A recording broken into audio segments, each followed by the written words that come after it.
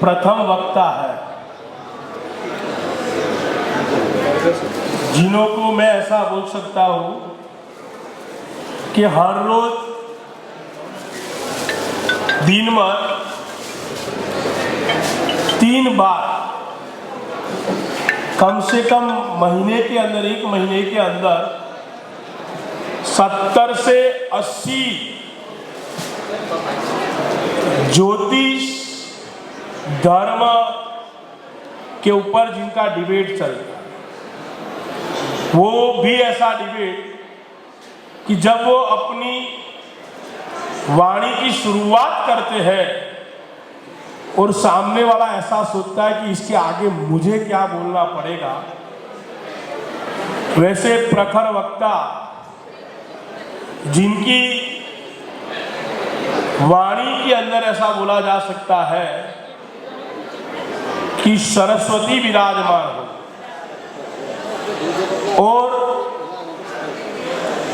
जब कोई धर्म के विरुद्ध बोलता है, राज्य के, देश के विरुद्ध बोलता है और अपने एक खून और दिल से जो आवाज, क्योंकि आवाज आप होठ से भी निकाल सकते हो, अपने तलवे से भी निकाल सकते हो, अपने कंठ से भी निकाल सकते हो,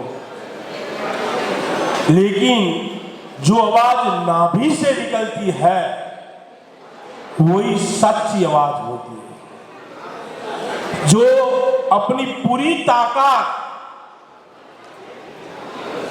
अपने राष्ट्र निर्माण के लिए, राष्ट्र की सोच के लिए जो निकालते हैं, वैसे हमारे धर्मगुरु श्री एच.एस. रावत जी को मैं कहूँगा कि वो अपना वक्तव्य दे, और ऐसा वक्तव्य दे, क्योंकि मैं आप लोगों को बोल देता हूँ कि जिसको ज्योतिष के अंदर रुचि है और ज्योतिष को जानना है, वही लोग इधर बैठे हुए हैं, तो उनको एक ऐसा ज्योतिष का आप सूत्र बताइए कि सभी का जीवन सार्थक बन जाए। जय श्री कृष्ण। बहुत बहुत धन्यवाद कार्तिक भाई जी, आपको बहुत बहुत बधाई कि आपने यहाँ पर इतना भव्य आयोजन, और साथ में आपका जो स्टॉल है वहाँ पर जो मैंने आपका काम करने का तरीका देखा, और यहाँ पर जिस प्रकार से आपने अतिथियों का सम्मान किया, उसके लिए आप बधाई के पात्र हैं।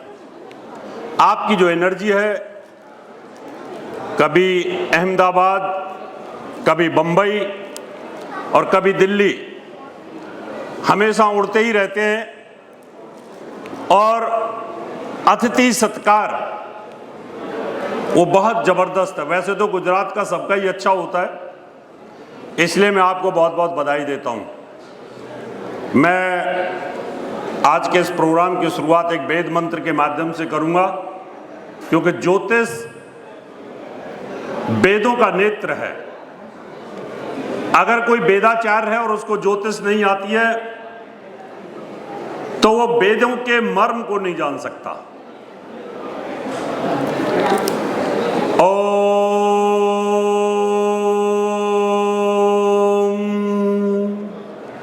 अग्निमीले पुरोहितम यज्ञस्य देवमृतुजम होतारम रत्नदातमम ओम भूर्भुवः स्वः ऋग्वेदाय नमः। आज जो हमें कार्तिक जी ने कहा कि ज्योतिष और वास्तु के ऊपर बोलना है, लेकिन एक सूचना आपको दे दूं, कल इसी टाइम पर मैं हस्तरेखा पे बोलने वाला हूं।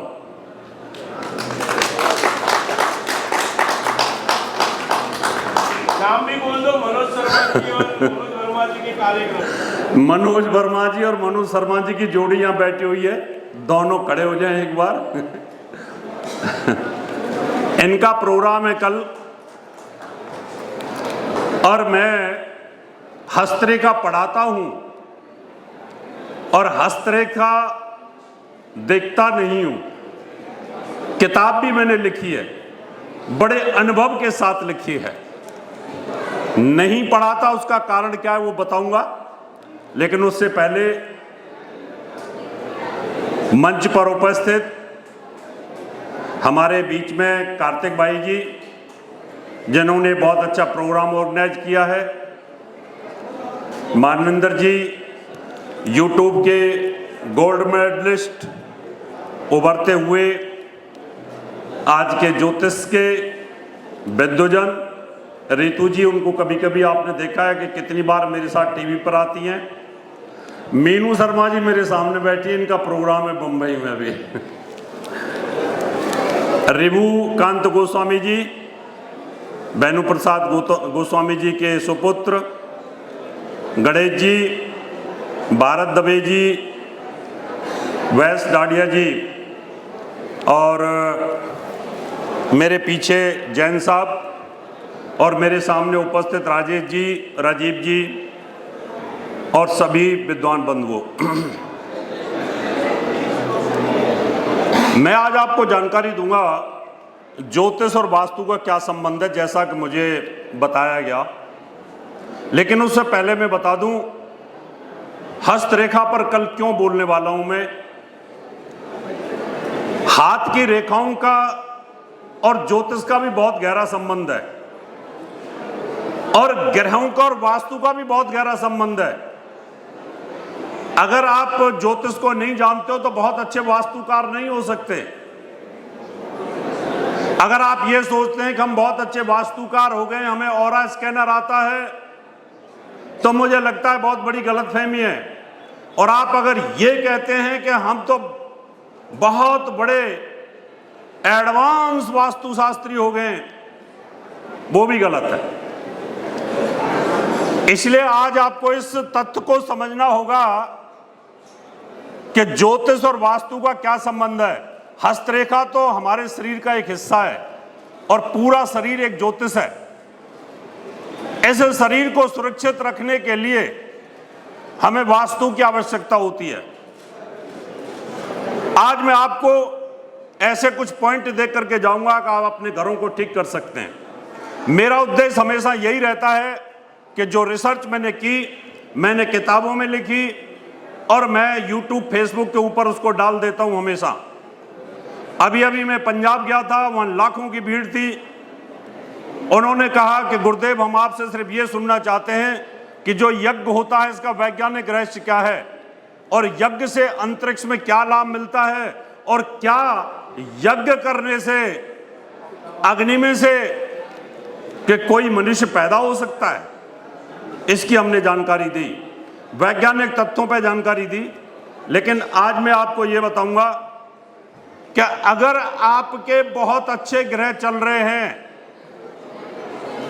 आपकी बृहस्पति की दशा चल रही है, और अगर आपके घर का वास्तु खराब है, तो आपको पूर्ण सफलता नहीं मिल सकती, ये ध्यान कर लेना। और अगर आपके बहुत बुरे ग्रह चल रहे हैं और आपके घर का वास्तु बहुत अच्छा है, तो भी आपको बहुत ज्यादा प्रॉब्लम नहीं आएगी। इसको एक उदाहरण के माध्यम से मैं समझाऊंगा, और फिर आप अच्छे से इसको समझ सकते हैं कि वास्तु और ज्योतिष का क्या संबंध है। और फिर आगे मैं आपको जानकारी देता हूं। आप समझ जाइए, ये एक कार है, कार, और इस कार के अंदर एक ड्राइवर है।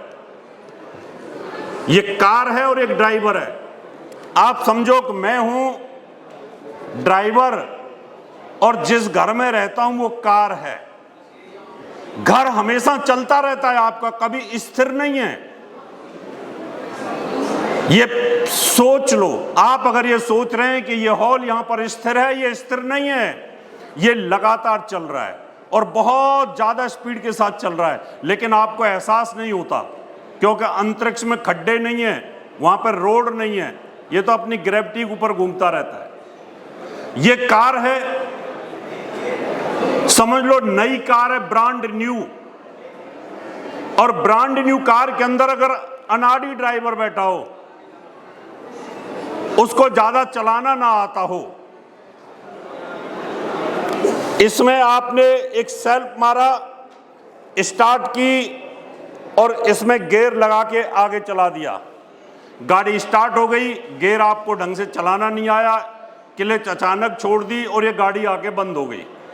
आपने 10 बार इसमें क्लच स्टार्ट ब्रेक स्टार्ट किया, धीरे धीरे आपको एक्सपीरियंस आ जाएगा और आप धीरे धीरे इस गाड़ी को चला सकते हैं और फिर इस गाड़ी को इतना बढ़िया चला सकते हैं।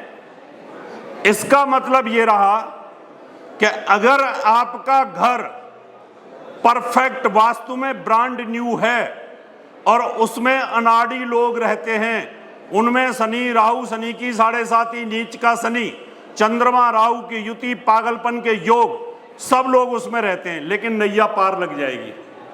वो सारे पागल उस घर में इकट्ठे रह करके भी पूरा जीवन जी सकते हैं।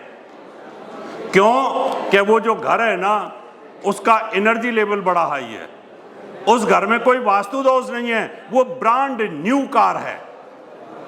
अभी कार तो आपकी ब्रांड न्यू है, ध्यान से सुनना, कार तो ब्रांड न्यू है और इसके अंदर ड्राइवर भी ब्रांड न्यू टॉप का एक्सपीरियंस बैठा हुआ है। यानी आपका घर परफेक्ट वास्तु में है और साथ में आपकी अच्छे ग्रहों की दशा चल रही है, आपकी गुरु की दशा चल रही है, आपके अच्छे ग्रहों की दशा चल रही है। इसका मतलब नई कार, एक्सपीरियंस ड्राइवर, आपका सफर यहां से आगरा तक का 2 घंटे में पार हो जाएगा। यानी जो 4 घंटे में पार होना था अनाड़ी ड्राइवर के कारण, यह 2 घंटे में पार हो जाएगा। और आप इस प्रकार से ऊपर उठेंगे कि जैसे अडानी उठ गया ऊपर, जैसे सुब्रतो राय उठा, जैसे कि नरेश गोयल उठा, सब ऊपर उठ गए। यानी उनकी ही वास्तु परफेक्ट, उनके ग्रह भी परफेक्ट और एकदम ऊपर उठते चले गए। इसका मतलब ये रहा कि आपका घर वास्तु के हिसाब से और आपकी उसके अंदर दशाएं भी बहुत अच्छी चल रही हैं, तो आप बहुत ऊंचाइयों को छुएंगे, क्योंकि वो घर आपको बहुत पॉजिटिव एनर्जी देता है। आपको ऊपर से पॉजिटिव एनर्जी आपके पॉजिटिव ग्रहों के कारण आ रही है और साथ में घर भी पॉजिटिव एनर्जी दे रहा है, यानी 1 और 1 11 है। इसलिए जितना एक्सपीरियंस मैंने किया, जिन घरों का वास्तु परफेक्ट रहा और उन लोगों के ग्रह भी बहुत अच्छे आ गए, वो एकदम करोड़पति अरबपति बनते चले गए, या एमएलए एमपी मिनिस्टर या प्रधानमंत्री बनते चले गए। अभी कार बड़ी पुरानी है, धक्का मार है, ये चलती नहीं और इसमें ड्राइवर बैठा है परफेक्ट एक्सपीरियंस्ड, मतलब घर आपका रद्दी वास्तु दोष का, और उसमें व्यक्ति रहते हैं जिनके अच्छे ग्रहों की दशा चल रही है। ये जो कार है, यहां पर मैंने 5-7 लोगों ने धक्का लगवाया, इसमें भैया स्टार्ट करा दो। अब मैं एक्सपीरियंस ड्राइवर हूं, धक्का मारा, गाड़ी स्टार्ट हो गई और मैं इसको जनकपुरी तक खींच के ले गया, लेकिन किसी लाल बत्ती पे बंद नहीं होने दी। और जब बंद होने की नौबत आई तो मैंने एक्सीलेटर दबा दिया। इसका मतलब तेल तो ज्यादा खाया इसने, लेकिन मैंने गंतव्य स्थान पे पहुंचा दिया। ये गाड़ी तेल ज्यादा खा के गई, टेंशन मुझे रही कि बंद ना हो जाए किसी लाल बत्ती पर। इसका मतलब आपके घर में भयंकर वास्तु दोष है और उसके अंदर अच्छे ग्रह वाले लोग रहते हैं, तनाव के साथ, टेंशन के साथ, परेशानियों के साथ, हेल्थ इश्यूज के साथ, तो भी आप अपने गंतव्य स्थान पर पहुंच जाएंगे। लेकिन बाद में ये बोलते रहोगे, गुरुजी टेंशन बहुत रहती है, इस घर में तनाव बहुत रहता है, लेकिन काम कोई नहीं रुकता। दुकान पे जाता हूं तो खूब पैसा आता है, करोड़ों की सेल होती है, फैक्ट्री में जाता हूं तो चैन की नींद लेता हूं, आनंद आता है, लेकिन घर में आते ही माथा फूटना शुरू हो जाता है, घर में आते ही टेंशन शुरू हो जाती है। अभी आपकी कार पुरानी, धक्का मार, और ड्राइवर भी इसमें अनाड़ी हो, ड्राइवर भी अनाड़ी बैठा है कि उसको गाड़ी चलानी ढंग से आती नहीं। पहले वाली कार में ड्राइवर एक्सपीरियंस्ड बैठा था, अब यहां से मैंने प्रगति मैदान से इसको शुरू करा दिया, धक्का लगा करके अगली लाल बत्ती पे फिर बंद हो गई। फिर वहां से 4-6 लोगों को इकट्ठा किया, धक्का लगवाया, फिर अगली पे बंद हो गई। ऐसे 4-6 जगह बंद करते करते, धक्का कराते कराते उस साइड पे पुलिस वाले बोलेंगे कि तू इधर आ और साइड पे लगा दे। गाड़ी खड़ी हो गई, वो भी वहीं पे बैठ गया मत्था पीट करके। जिस घर का वास्तु दोष खराब हो और जिस घर में नीच के शनि की, राहु की दशा, चंद्रमा राहु की दशाएं चल रही हो, तो उस घर में पागलों का वास होना शुरू हो जाता है। सब एक दूसरे के कपड़े फाड़ने शुरू करते हैं, सब आपस में लड़ते हैं, सारा पैसा आपका कहीं ना कहीं बीमारियों पर जाना शुरू कर देता है। यह उदाहरण मैंने इसलिए दिया कि ग्रह और वास्तु का यही संबंध है। अभी मैं पंजाब में गया था, पंजाब के अंदर एक वास्तु के घर को मैं देखने के लिए गया। मैंने गाड़ी रोकी, गाड़ी से बाहर से मैंने कंपास लगाई, दक्षिण फेस का मकान था। ऐसे मकानों को बोलते हैं उसका ईस्ट बंद, उसका नॉर्थ भी बंद और उसका वेस्ट भी बंद, तीनों तरफ से बंद, दक्षिण खुला हुआ था।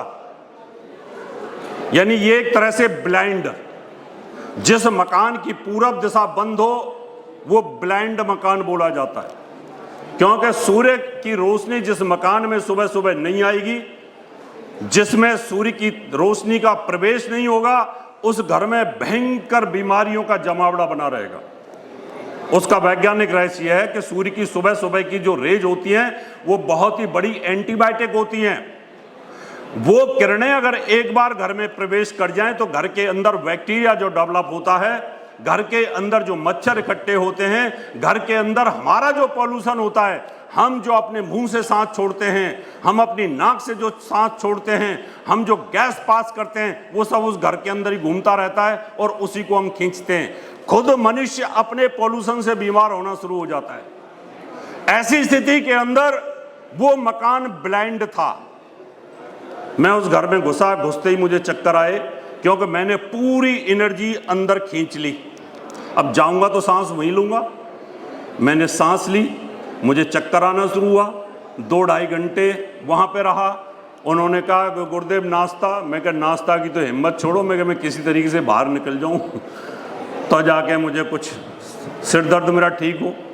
उनकी पूरब दिशा बंद, पूरब दिशा में उनकी सीढ़ियां, नॉर्थ दिशा बंद, पश्चिम दिशा बंद, साउथ वेस्ट में वहां पर उनकी किचन। अब आप देखिए कि यहां पर कोई भी एक एलिमेंट, पांचों में से कोई एक एलिमेंट सही नहीं था। दक्षिण की उसमें रोशनी आती है, दक्षिण की धूप आती है, उसमें पहले ही पॉल्यूशन रहता है। दक्षिण की धूप उस पॉल्यूशन को क्या करती है, और ज्यादा कंप्रेस करना शुरू कर देती है। और जब वो कंप्रेस होती है ऑक्सीजन, और जब उसको आप खींचते हैं तो आपके लंग्स डैमेज होने शुरू हो जाते हैं। और लंग्स अगर पॉल्यूटेड एयर आपके लेंगे तो आपके ब्लड के अंदर इंफेक्शन आना शुरू हो जाएगा। आपके ब्लड के अंदर कहीं ना कहीं बीपी बढ़ना शुरू हो जाएगा, बीपी ऊपर नीचे होगा, ब्लड से संबंधित बीमारी होंगी और धीरे धीरे हार्ट की प्रॉब्लम आनी शुरू हो जाएगी। इसलिए दक्षिण फेस के मकानों में सबसे ज्यादा हार्ट की प्रॉब्लम आती है। उनकी जो किचन थी वो साउथ वेस्ट में थी। अब वास्तु देवता का जो सिर होता है वो तो नॉर्थ ईस्ट में होता है, और नॉर्थ ईस्ट में सिर है, और साउथ वेस्ट में उनके उत्सर्जन अंग होते हैं। वहां पर हमारा जो उत्सर्जन अंग का सिस्टम है वहां पर है, जहां से आप लैट्रिन करते हो, पेशाब करते हो। साइलेंसर है गाड़ी का, जहां साइलेंसर है वहां पर आपका खाना बनता है। यानी गाड़ी के साइलेंसर के पास आपका खाना बनता हो तो उस खाने का हाल क्या होगा, उसमें कितनी फूड पॉइजनिंग रहेगी।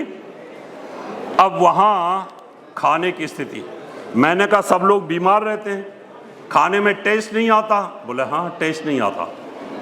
इसका मतलब ये रहा कि उनके ग्रह तो बहुत बढ़िया चल रहे थे, इसलिए वो कमा रहे थे। उनका करोड़ों रुपए का टर्नओवर होने के बाद भी उनके पास पैसा नहीं बचता था। अब बोले गुरुजी इसका उपाय में, कि इसका उपाय यही है, जब शरीर में कैंसर हो जाए और दवाइयों से कंट्रोल ना हो तो सीधा सीधा उसका ऑपरेशन होता है। हमने कहा इसका ऑपरेशन करो, ऑपरेशन संभव नहीं है तो मैं कहा आप इस मकान को बेच दो, दूसरा मकान ले लो, या इसके कहीं ना कहीं। कई लोग क्या करते हैं, वो बोलते हैं कि तोड़फोड़ नहीं करनी चाहिए। अरे तोड़फोड़ क्यों नहीं करनी चाहिए? अगर आपकी गाड़ी में एक्सीडेंट हो जाए, आपकी गाड़ी खराब हो जाए तो आप उसको रिपेयर कराते हैं। आपके जूते फट जाए सिलाई कराते हैं। आपका कुर्ता फट जाए तो आप सिलाई कराते हैं। आपकी कोई चीज़ खराब हो जाती है तो ठीक कराते हैं। तो घर को क्यों नहीं ठीक करा सकते? मुझे पता है कि अगर इस विंडो से मुझे नेगेटिव एनर्जी आ रही है तो मैं इसको बंद क्यों नहीं कर सकता? मैं इसको बंद कर सकता हूँ। अगर मुझे इधर से पॉजिटिव एनर्जी चाहिए तो मैं इसको खोल सकता हूँ, क्यों नहीं खोल सकता? अगर जहाँ पर लैट्रिन की जगह पर है और वहाँ खाना बनता है जिसकी वजह से हमें तकलीफ होती है, तो मैं उसको हटा करके शिफ्ट करके दूसरी जगह क्यों नहीं कर सकता? कर सकता हूँ। लेकिन क्या होता है कि कुछ आजकल नए नए महावास्तु वो लोग ऐसे पैदा हुए हैं कि जो वैदिक वास्तु का वो बोलते हैं ना ना ना ना ना ना, ऐसा नहीं हो सकता, तोड़फोड़ करने से तो वास्तुदेव नाराज हो जाएंगे। ये मैंने एक उदाहरण आपको दिया। अब मैं आपको कुछ ऐसे सूत्र देने वाला हूं, अपने घरों को जाकर चेक करना। हमारी कुंडली के अंदर, क्योंकि मुझे कार्तिक भाई ने कहा था कि आप वास्तु प्लस ज्योतिष, और ये मेरी रिसर्चेज हैं, और ये मेरी क्या है, ये तो नारद पुराण के अंदर वास्तु है। नारद पुराण में 200 पेज ज्योतिष के ऊपर लिखे हुए हैं, मैंने तो उन्हीं को अध्ययन किया हुआ है। आपकी कुंडली में 12 भाव होते हैं। 12 भावों के अंदर पहला भाव लगन होती है, वो पूरब दिशा होती है, पूरब दिशा। दूसरा और तीसरा भाव ईशान कोण होता है। दूसरा भाव टूवर्ड्स ईस्ट होता है और तीसरा भाव टूवर्ड्स नॉर्थ होता है। चौथा भाव उत्तर दिशा होती है। पांचवा और छठा भाव जो है वायव्य कोण होता है। एक होता है टूवर्ड्स नॉर्थ, एक होता है टूवर्ड्स वेस्ट, और आपका सातवां भाव होता है पश्चिम दिशा का, और आठवां और नौवां भाव होते हैं नैऋत्य कोण, साउथ वेस्ट, और 10वां भाव होता है दक्षिण दिशा का, और 11वां भाव होता है दक्षिण और पूरब का कोना, यानी अग्नि कोण। पूरब दिशा, वायव्य कोण, अग्नि कोण, नैऋत्य कोण, ईशान कोण, ईस्ट वेस्ट नॉर्थ साउथ, ये आपको सबको पता है। अब आपकी कुंडली के अंदर प्रकृति का नियम ये कहता है, और ये हमारे अनुभव ये कहते हैं कि जब आपके ऊपर बुरे ग्रह की दशा चलेगी तो आप अच्छे भले अच्छे मकान को छोड़ करके ऐसे बुरे मकान में जाओगे जहां पर आप परेशानी में जूझना शुरू कर दोगे। और जब आपका अच्छा वक्त आना शुरू हो जाएगा तो आप उस दोस्त वाले फ्लैट को छोड़ करके चले जाओगे और ऐसी जगह पे चले जाओगे कि वहां पर आपकी उन्नति आनी शुरू हो जाएगी। आप जब बुरा वक्त आएगा, आपकी फैक्ट्री में कोई ना कोई कमरा बना दोगे, कोई मशीन ऐसी जगह पर लगा दोगे, या नॉर्थ ईस्ट को बंद कर दोगे, उस फैक्ट्री को ब्लाइंड कर दोगे, अंधा कर दोगे, या उसका धन निकलने की जगह पर कुछ ना कुछ आप खोद दोगे। यानी विनाश काले विपरीत बुद्धि। और यही ज्योतिषी का दायित्व बनता है कि आने वाले समय में मान लो किसी की राहु की दशा आ रही है, शनि की दशा आ रही है। राहु शनि आपके अच्छे हो सकते हैं, लेकिन ये मत भूलिए कि राक्षस वर्ग के हैं। ये मत भूलिए कि ये पापी हैं। आपको पैसा दे सकते हैं, आपको 2 नंबर से पैसा दे सकते हैं, एरा फेरी से पैसा दे सकते हैं, लेकिन साथ में बीमारी भी देते हैं। जितने भी लोगों ने पैसा कमाया अपार, एरा फेरी से कमाया, शनि राहु के पीरियड में कमाया, उनका हाल भी बहुत बुरा हुआ है। इतना हाल बुरा हुआ है कि उनके जनाजे में और उनके दाह संस्कार में उनके बेटे भी नहीं आए। उनका बुरा हाल हुआ है। हर्षद मेहता जैसा हाल हो गया है। और आप तो दिव्य ज्ञानी हो, आपको तो भगवान को जवाब देना है। आपको तो बताना है भगवान को हम कितने अच्छे कर्म करके आए हैं, क्योंकि आपके हर चीज एक एक पल पल की रिकॉर्डिंग भगवान के सर्वर में संचित हो रही है। भगवान का जो सर्वर है ना, उसमें सब कुछ संचित होती है।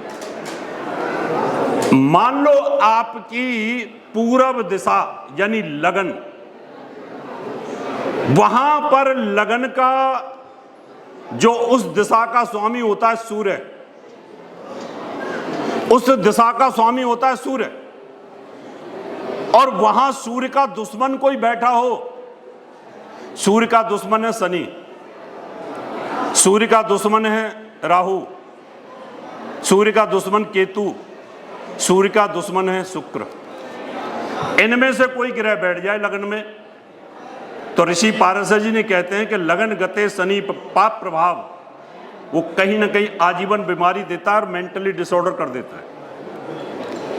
ऋषि पारस जी ने कहा है, ये मैं नहीं कह रहा, अगर लगन में शनि और राहु बैठे हों, आदमी को आजीवन कोई ना कोई परेशानी रहेगी। कोल्ड, कफ, टेंशन, तनाव, डिप्रेशन, अस्थमा की प्रॉब्लम्स, कुछ ना कुछ, अंग भंग होना, इम्पोटेंसी आना, नपुंसक होना, लंगड़ा होना, लूला होना, आंखें टेढ़ी होना, स्क्विंट होना, कुछ ना कुछ आएगा। और जिनके लगन में बैठा हो उनके साथ ये होगा।